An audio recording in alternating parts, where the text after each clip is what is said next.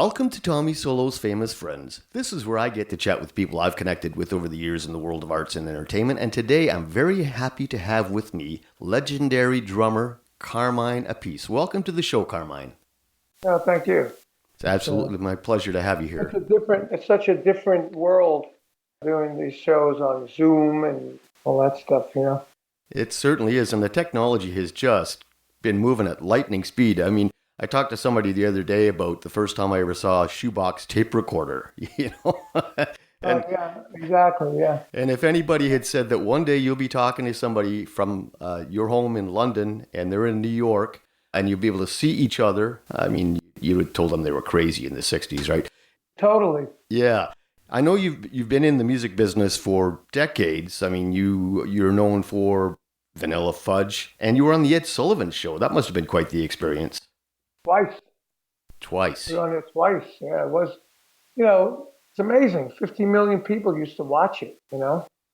And you think about now how everything's changed. Now, that was how you promoted records. You went on the Ed Sullivan Show with 50 million people, you know? Yeah. Now, with all the interviews you do, like all the interviews I did today and yesterday, no way did I reach anywhere near that. You know, I'm lucky if I reached 1 million people. Man, there's such a glut of really good music out there, for example, but it's really hard to find specific things because there's just so much of it, you know? There's a lot of it. Everybody and their brother has a studio and they make records, and some of them are really bad, and some of them are okay. You know, like yesterday we went to the Bitter End here in New York, and they have an open jam. You pay $10 and you put your name on the list, and you can go up and play with these really great musicians. Some of them were awful, you know?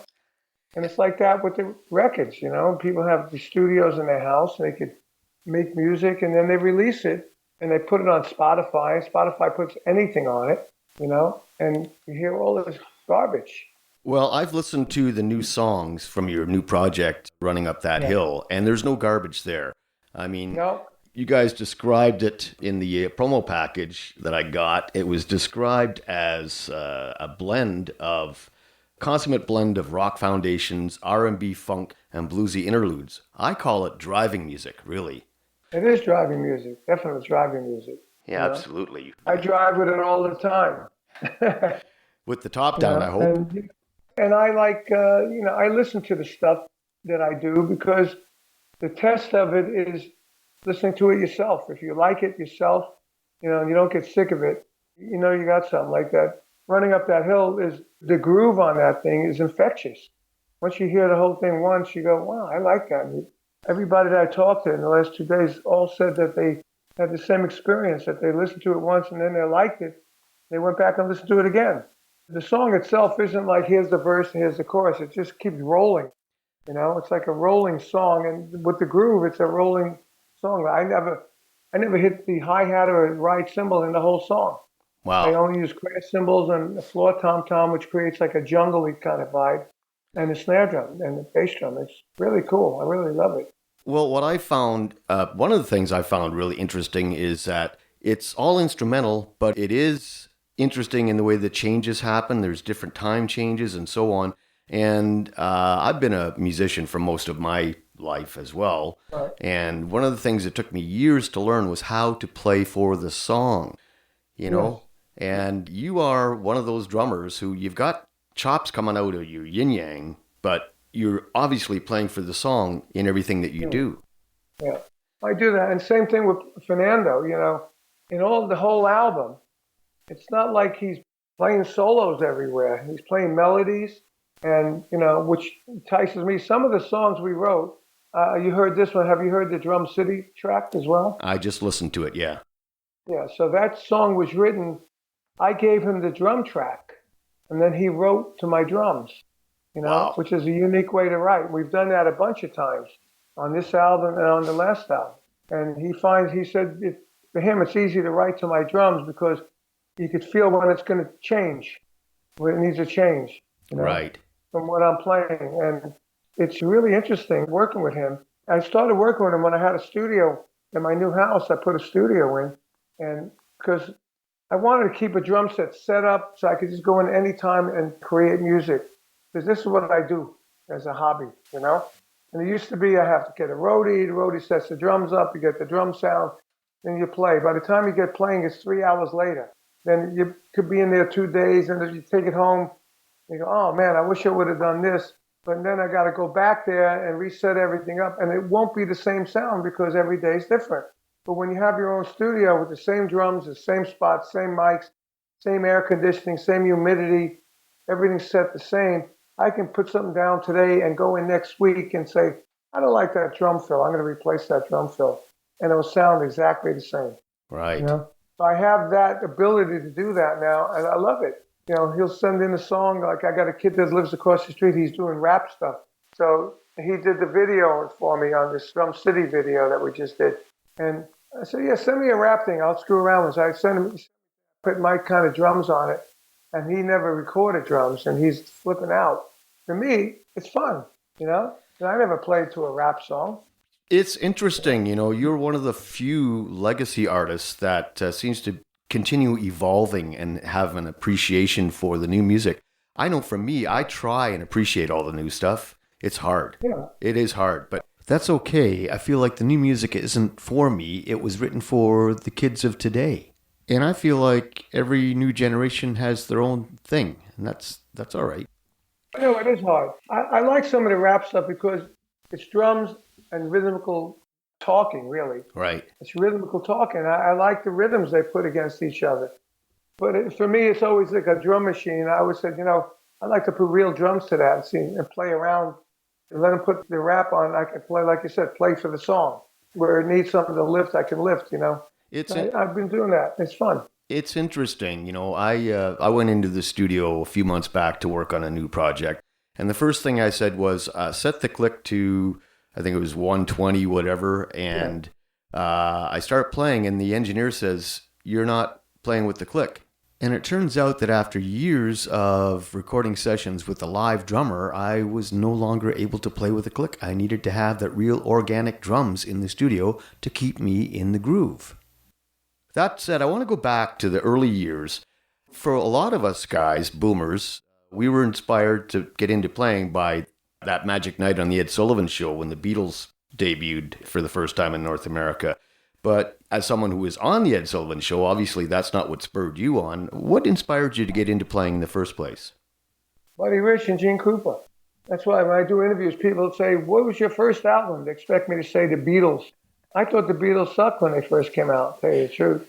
By then I was progressed into like R&B, jazz R&B, you know, Otis Redding and big horns and all that. That's what I played. And we used to do goofs on the Beatles. The weddings and stuff had Beatle wigs and sing dirty versions of the Beatles songs, you know. So they weren't an influence on me until Revolver when I was with Vanilla Fudge. I like Day Tripper maybe, you know, but, you know, I didn't really get into the Beatles songwriting until later years. For me, my first album was Gene Krupa and Buddy Rich. How? I don't know. I do know probably it was my cousin Joey was a drummer. Okay. And we used to go to his house and I used to play his drums, go home, play the pots and pans. And well, eventually my parents bought me a $50 drum set at Sam Ash, the very first Sam Ash. And then I started playing, and then my mother used to tell me about Gene Krupa playing the Brooklyn Paramount, having people dancing in the aisles. And so I got the Gene Krupa and Buddy Rich album, and I was sort of blown away by it. I learned every note on it. I tried to emulate every note on it. And then the Gene Krupa Story movie came out, and I saw that in the movies, and that was like, wow, you know, amazing. This guy was loved by all these fans and all the stuff he went through. And then I got the Gene Krupa Story album, the soundtrack, and I learned everything on there. And then I started playing. I played gigs, and then I remember I played this one gig. It was like a battle of the bands. And we'll be right back after this.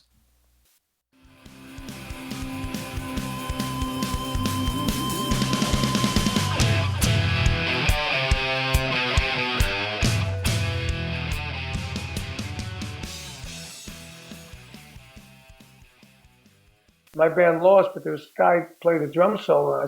He was awesome. I said, wow, where'd you learn to play like that? He says, I take lessons. I said, you do?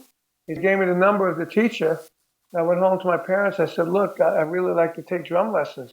This guy was fantastic that I saw. I said, it's going to cost $5 a lesson back in 1960. 1960. Editor's note, to put this in context, $5 US in 1960 would be equivalent to roughly $50 US in 2023, or roughly $68 Canadian. So those were some pretty fine lessons. Now, back to the show. And my parents said, well, okay. My father said, yeah, we could do that. And I used to take a train and a bus. At first, my mother used to go with me, so I learned how to go there. And when I met the teacher, this guy, Dick Bennett, he was awesome. What a great drummer. He had a room down the stairs in his house that was soundproofed. He had a big stereo. He had his drums there. And I said, wow, this is cool. So it ended up, we bought a big stereo. I had the drums on the front porch of the house. And I used to practice there. And then later years, my brother did the same thing. After watching me on the Ed Sullivan Show and rehearsing in the living room and stuff, that inspired him. So 6 months later, I met that guy, Tommy, again. And we did another battle of bands. Now he did the solo, and I did my solo. And he was like this, and I was here. And after the lessons, I went like this. Editor's note, although this podcast is audio only, we recorded this call via Zoom with video. So what Carmine is referring to when he says like this and this is he was motioning with his hands that the other drummer was above him talent-wise, and then they reversed. So after 6 months of lessons, Carmine surpassed the guy who had previously beat him at the contest. Now back to the show. I passed him up. I did 4 years worth of lessons in 3 years. And the teacher was very proud of me. And then I just used to play all the time, When I was 17, I bought a brand new 1964 Chevy Super Sport 327 4-speed with the money I made playing gigs. Wow. $2,900. I put $1,200 down. My parents co-signed for me, and I made the payments for 3 years. I ruined the car. I ruined the warranty by racing it and all that stuff, But I've been a car guy ever since. Well, that's interesting. That might explain why I would describe your new album as driving music. Yeah, that's. I don't know if everybody out there knows that Vinny is your younger brother. I kind of wondered if there was ever a time that the two of you were playing drums in the house at the same time, and what that must have been like for your parents to hear all that banging. No, we were never in the same at the time. I'm 11 years older. Okay. So by the time he was 15, I was already famous. Yeah. But when he was 8 years old, I left drums in the house, and I went home 8 or 9 years old. And I go home to see my parents, and I was already a rock star, per se. I pull up in the neighborhood with my Pantera, and all the neighborhood kids would come and say, hey, Carmine's there. They all come to my mother's house. I'm dressed up fully in my red velvet jacket, and, I'm a Joe rock star in Brooklyn, Yeah. And then Vinny would pull me into the room, and he'd start playing. He's going, boom, boom, ga, boom, boom, ga, dibba, dibba, dibba, dibba, dibba, shh, ba, boom, boom. I said to my mother, where did he learn this? He said he's in there all day long. He comes home from school. He goes in there. He's in there till dinner time. He's driving me crazy like you did. Right? So it did happen, just at separate times. So when we did an album together called Sinister, me and my brother, in 2016, and we wrote a song. I wrote the lyrics and the melody. It's called Brothers in Drums. And I actually put that in there. And, it started in Brooklyn just when I was blah, blah, blah. And then it says, then my little brother started playing. My mother came in and said, he's driving me crazy like you did. I put that in the song. And then we're Brothers in Drums. That's the title of the song. When I was in some of my first bands, we used to practice in my grandmother's basement. And I didn't have the same kind of support from my family as what you did. It would be, we'd be 2 songs in, and then there'd be a loud banging on the floor from a broom, and my mother yelling, "Can you turn those drums down?" Yeah. No, we can't. I had a little bit of that. My grandfather was a shoemaker. We lived in his house. We lived upstairs. They lived in the bottom floor, and then there was a cellar. I'm talking a cellar. It had stone walls. Yeah. And like a wine floor. cellar. Yeah. Yeah. And they had a wine making machine. They had 2 bins. One where they made the wine in. One was a storage bin. And they had an old table down there, like an antique table. So I put the tabletop on the cinder blocks, made a little stage. That's where I put my $50 drum set of Victrola, and I listen to the Victrola, and then I try and emulate. And my grandfather was right, 10 feet away at his little shoemaker area, and he had the shoe on the thing. He'd be banging the shoe, and I'd be trying to play, and he was banging the shoe like There were two different tempos. Counter And I said, rhythms. Grandpa, can you play like this in this tempo? You know? And he went out cursing on me in Italian. And he'd go upstairs, and it was many times that happened. Oh, that's hilarious. I love it. Yeah. Oh, man. Now, you've worked with some of the world's greatest singers of all time. I mean, God, Tim Bogert, awesome singer. Great Rod singer. Stewart. Mark Stewart. Yeah. Mark Stein, still a great singer. Yeah. Rod Stewart was my favorite singer back in the day. He was the greatest frontman when I played with him. He was the greatest frontman of anybody. Now, correct me if I'm wrong, but I seem to remember an interview where you said that you were a little bit frustrated that Rod didn't want to go down the heavy road, because I think you were referring to bands No. like... What it was Rod always tried to stay on top of the new fads. Okay, right. Like when we wrote Do You Think I'm Sexy, #1 in the country was Missing You. So he wanted a song like that. And then when Young Turks happened, there's more new wave was coming in. So he wanted a new wavy kind of stuff. Okay. He gave Young Turks and Tonight I'm Yours had that new wavy vibe. That's what he always was. So when Young Turks came out, it was a drum machine. It wasn't me on drums. It was a drum machine, me playing hi-hat and cymbals. So we did the American Music Awards with Rod, and Ted Nugent was on it. And Ted said to me, hey, when you're done playing that wimpy music and you want to play a man's rock and roll, give me a call. That's what that came from. Okay. So after I was gone from Rod's thing, and he wrote the intro to my autobiography, Stick It, My Life, Sex, Drums, and Rock and Roll. He wrote the intro, and he said in the intro, he said, I fired Carmine, F knows why. Because he was on too many drugs at the time, and drugs and drinking. Yeah. But he's still a good guy. I mean, I'm still in contact with him. And I do this show called The Rod Experience, and I have a guy that looks like Rod. I showed it to him. He said, you know what the giveaway is on him? I said, what? He goes, he's too short. I said, oh, that's funny. But he sounds like Rod, looks like Rod. I did that 10 years ago, more than 10 years ago, before all this tribute stuff was happening, because I missed playing the songs that I wrote and played with Rod. And we went to China with it. I did a lot of gigs with it. And then I couldn't get somebody to book it, so I just left it. And went on to other things. Now with the tribute show is so big, we're calling it a hybrid show, where I'm going to tell stories about the songs, about Young Turks, about Sexy. We do People Get Ready, so I was involved in that too. And like where we did the video for Hot Legs and, stuff like that. The people, be interesting, but you got a regular Rod tribute show. They can't do that. Yeah, no kidding. And I have a screen behind me that has me with Rod and me playing with Rod and different guys that I played with Rod. And, it makes it an interesting show. So we got a few of those gigs lined up. I got a new band from where I live. We're local guys. Because the last time I had guys that played with Rod, I had to fly them in from all over the country. One rehearsal cost me $5,000. Fly everybody, put them up in hotels. So I said, you know what? It's really not about that. It's about me and my stories. Because after Rod in that band, I was the most famous guy in that band. So I could tell stories. I got a guy that looked like Rod. And the other musicians, they're faceless. You know what I mean? Well, it's interesting that it sounds to me like what you do in these shows is you put the show back in show business. And I do. There's nothing like watching a band. I went to see Yes in concert back in like 93 or something like that. And, they're all brilliant musicians. But they were on They just stand there. They just stand there, and they were on a rotating stage. Same thing as Rush. Yeah. Rush. Yeah, exactly. Not only did Rush stand there, they play exactly the same every night. I saw them 2 times, and people came, oh, man, I love Rush. I said, they had King's X on before Rush, and they were awesome. They improvised. Yeah. For me, it's about improvising. I play the same thing every night. Man, how boring can you be? Yeah, no kidding. As a musician.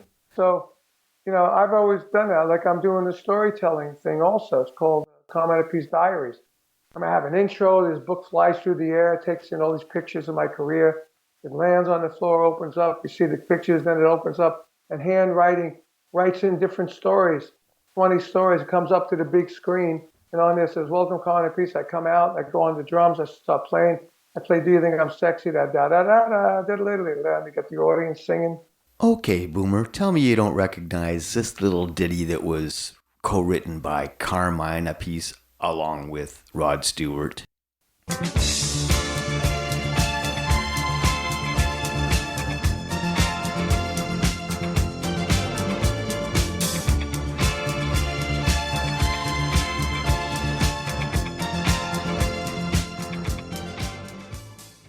Now back to Carmine.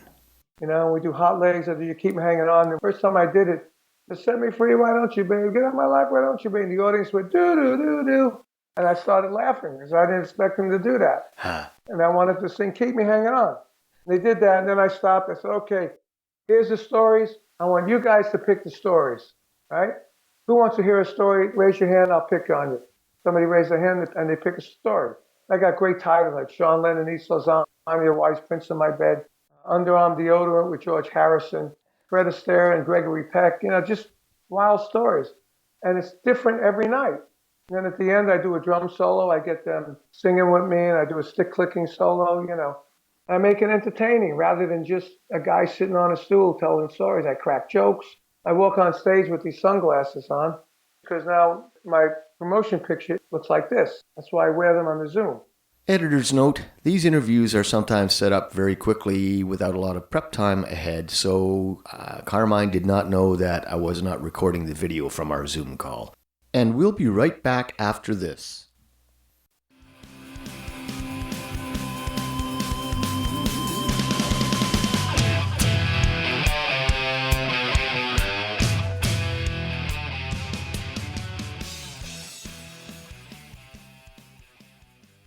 And I would take them off, and I go, I'm wearing these glasses so I look like the poster, you know? Yeah. And then I take them off. I can't see nobody, so I take them off. So I crack jokes.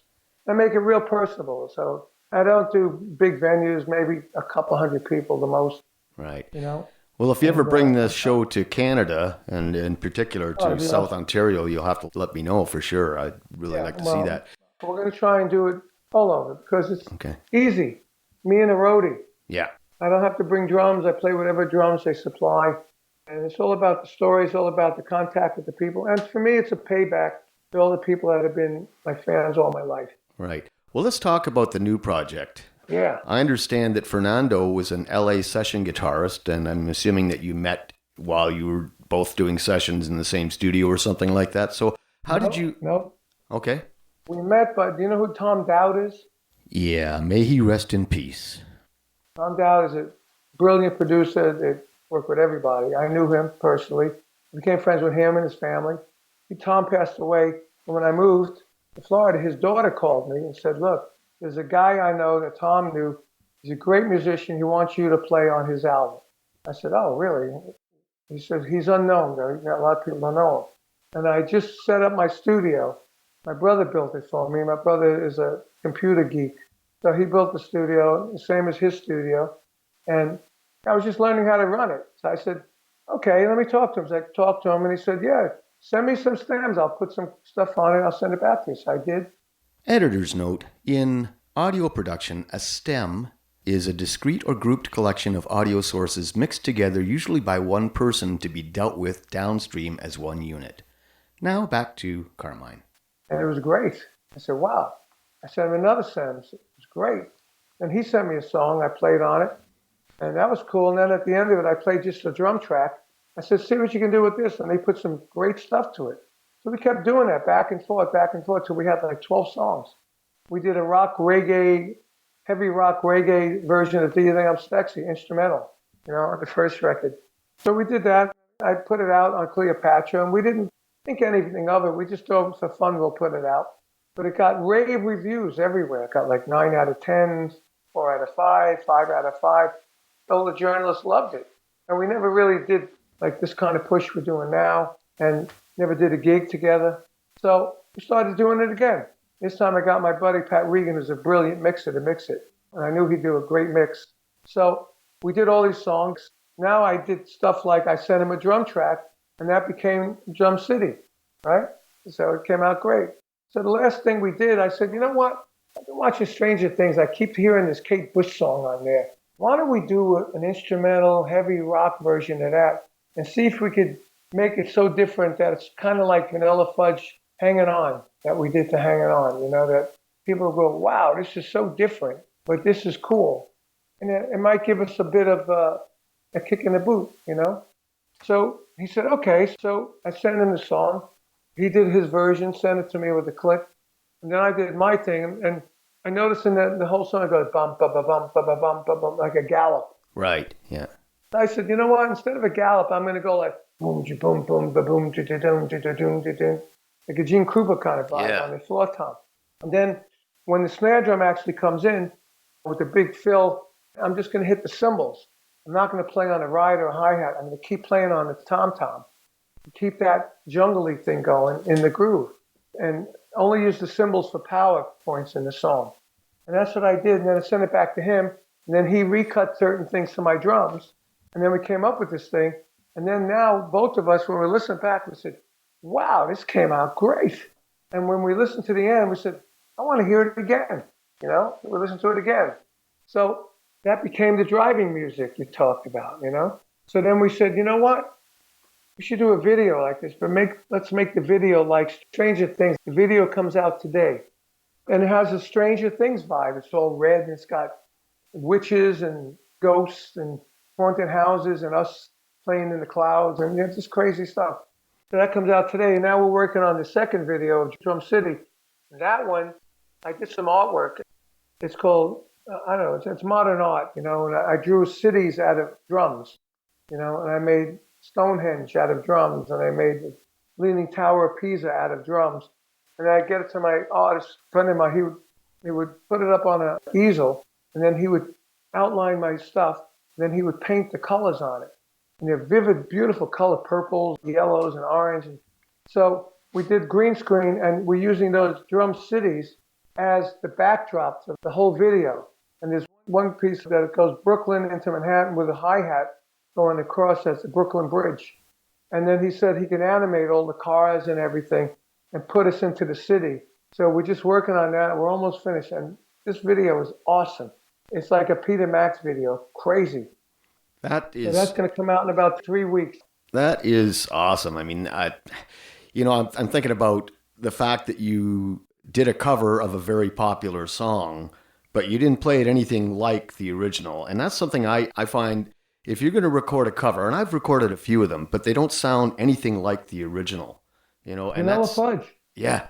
You know, Vanilla Fudge. Every song we did was different than the original. Every song. If you're going to do a song, change it. Or why do it?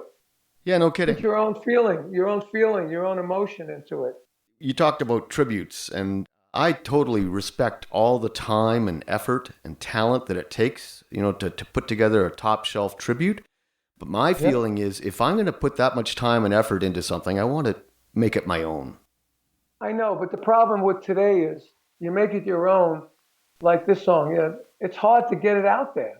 You know, you can make it your own if you don't do what we're doing. It like the first album, we didn't do any of this stuff, and they sold nothing.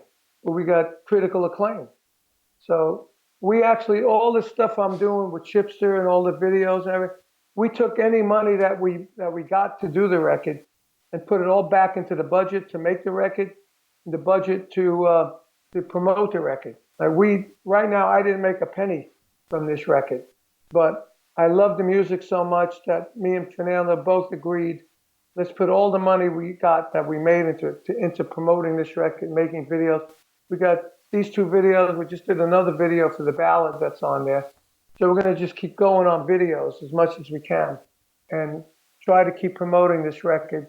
My goal is to try and get one of these songs into a nomination of a Grammy, because it's a small market in the Grammys. Rock instrumental is a small market. Right. Yeah. I mean, Jeff Beck got all his Grammys on that. It's interesting, you know, if quality music equaled dollars, you guys would be billionaires from this, because it is an amazing album. I'm really impressed by it.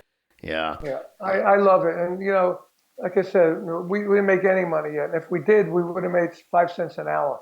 I mean, that's why I sold the rights for Dealing of Sexy and EMI, Young Turks, back to them, because royalties were down to nothing. I could buy a piece of property and make more money from rents than I would make from the royalties of those songs now. The only thing that makes money is the ASCAP, the airplay. It's interesting, you know, I've looked at my streaming metrics on a regular basis, and I'm almost always listed in the top 100 Canadian artists in China. That gets me about $7 or $8 a year. How much? About $7 or $8 a year. I know. Yeah. You know, do you know what the rate is over here? You get 0.0004. Yeah. Which means you have to sell, I don't know, You have to download 400 times to make a penny Yeah. or more. Yeah. Ridiculous. It you is know? ridiculous. I look at a Vanilla Fudge stream and you make $4,000. I don't even know how many streams that would be. That would be like 100,000, 200, 500,000 streams to make $4,000 or something crazy like that. Yeah, it's just ridiculous. I mean, maybe one day that'll be fixed, but thankfully we still have some live shows and merch. Well, that's it. That's how everybody makes it. And, I rehearsed the other day with Fernando for the show tonight. That was the very first time we were in the same room together and played. Wow. In 3 years. First time. Last night we jammed at the bitter end. It wasn't one of our songs, but we played together last night. And then he jammed again, went up and played drums because he's phenomenal. He plays bass great. The first album had some amazing bass parts. So does this album. He played bass on Drum City, played bass on this song. He's a tremendous player. So tonight will be the first time we ever did a gig. And then next week, we're doing a gig on the 23rd in LA. And I just found out from one of my interviews, 1981, it was Carmine Appice Day. I got a proclamation in LA on May 23rd. Wow. And we played on May 23rd at the Whiskey. I think that's pretty funny. Yeah. Well, I think it's pretty cool. Yeah, I mean, you've talk about bass playing. You've got some of the world's best bass players on this thing, too. Billy Sheehan, come on. Yeah, we do. We do. Yeah. We got Billy Sheehan, Dex Uranium on the same track. We got Phil Susan that played with Ozzy and played with my brother in Last in Mind, great player. Tony Franklin's on there. Bumblefoot's on there. And Jimmy Haslip, who's a monster bass player. And 5-string fretless.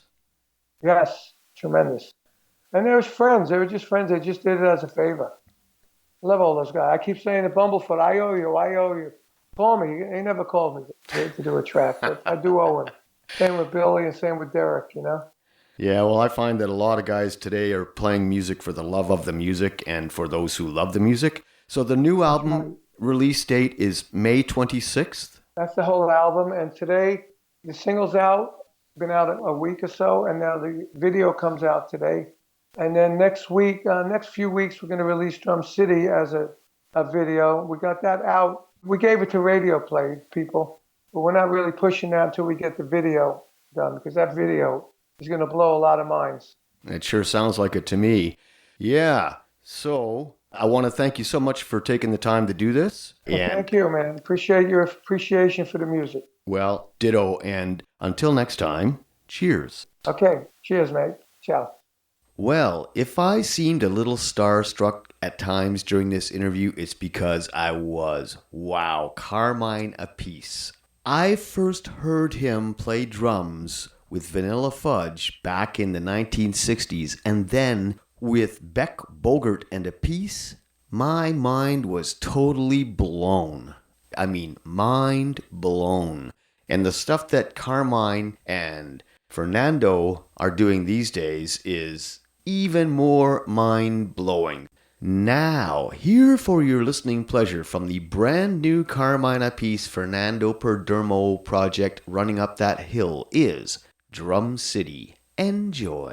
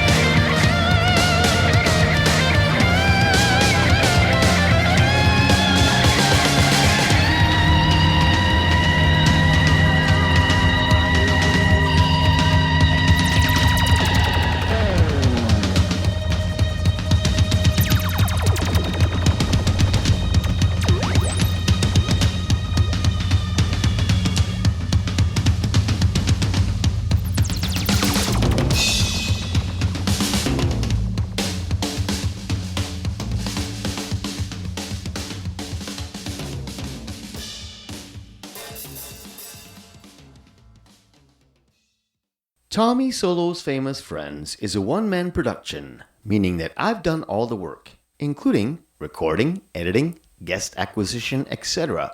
And hey, here's some news. We've just recently joined forces with 519 Magazine, so you can check out my interviews there as well. The theme song for Tommy Solo's Famous Friends is a clip from my original composition, The Burn, all rights reserved. If you enjoy the show and you'd like to help us keep it going, why don't you click on the Buy Me a Coffee link in the show notes. Hit the like button, subscribe, all that stuff. We really appreciate it. You can find me on Facebook and Instagram. And until next time, cheers.